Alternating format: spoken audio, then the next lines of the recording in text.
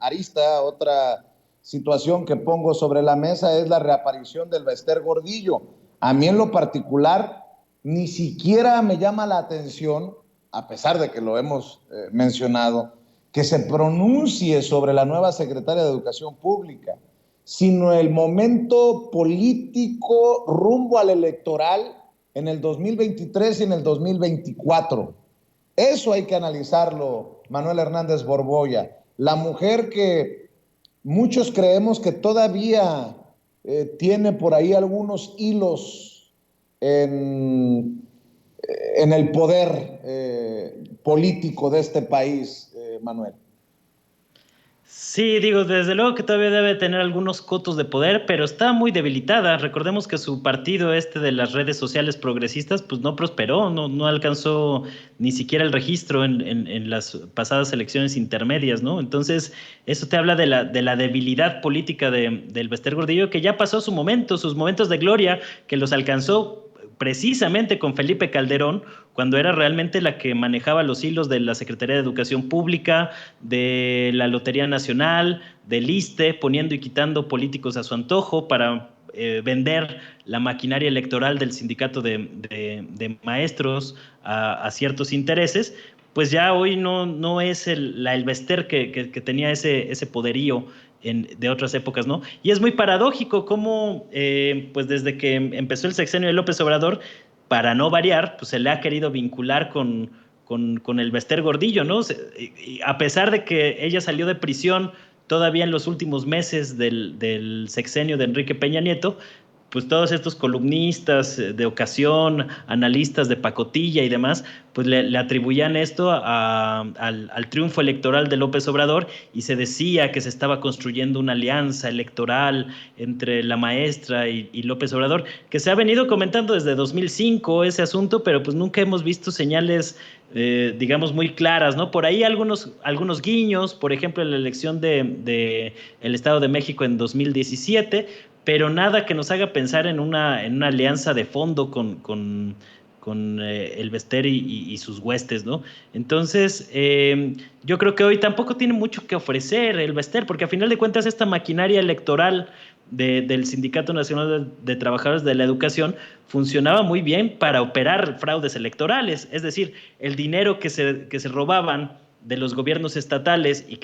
o del gobierno federal y que lo invertían a las elecciones, pues la maquinaria del Sindicato Nacional de Trabajadores de la Educación pues permitía tener gente cuidando las casillas u operativizando el fraude en todos estos puntos, ¿no? Hoy las circunstancias han cambiado y a pesar de que no estamos exentos de fraudes electorales hoy en México,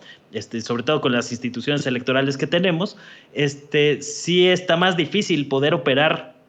ese tipo de fraude sin que haya una reacción por parte del gobierno federal hoy en día, ¿no? Por lo menos una reacción mediática, política, que ha acotado mucho el margen de maniobra de este mecanismo de compra de votos con el cual pues, se había operado en la política mexicana desde el 2000 al 2018, ¿no? De manera muy contundente. Entonces,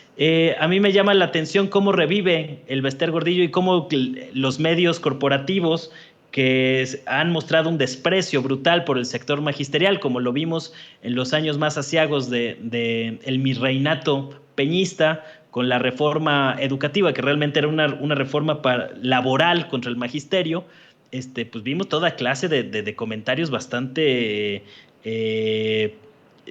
yo diría, hasta insultos en contra del sector magisterial, y ahora con este cambio en la Secretaría de Educación Pública, pues revivieron muchos de esos temas, ¿no? O sea, se ha cuestionado mucho desde los comentaristas de la derecha y de la oligarquía neoliberal, el hecho de que Leticia Ramírez, a pesar de ser profesora y a pesar de tener una trayectoria como funcionaria pública, según ellos no está capacitada para ocupar el cargo, y ese tipo de cuestionamientos pues yo no los recuerdo ni con Josefina Vázquez Mota, cuando realmente era el Bester Gordillo la que controlaba a la Secretaría de Educación Pública, ni con Alonso Lujambio, que no tenía ningún conocimiento en el sector educativo, ni tampoco con personajes como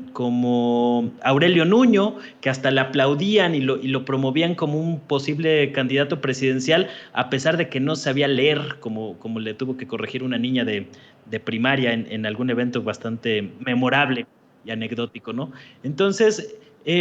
¿por qué ahora a las últimas dos secretarias de Educación Pública se les juzga con esa severidad, cuando tampoco ni siquiera se le hacían esas críticas al mismo Esteban Moctezuma, que venía de Fundación Azteca? Es decir, sí hay como, por supuesto, unas